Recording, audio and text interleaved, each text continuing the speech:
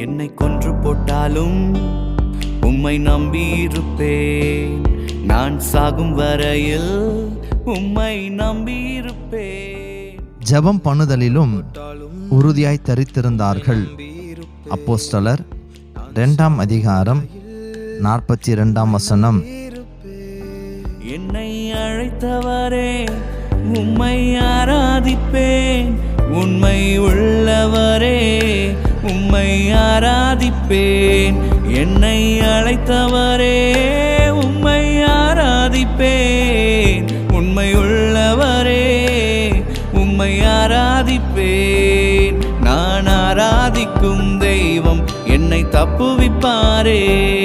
என்னை விடுவியாமல் போனாலும் ஆராதிப்பேன். நான் ஆராதிக்கும் தெய்வம் என்னை தப்பு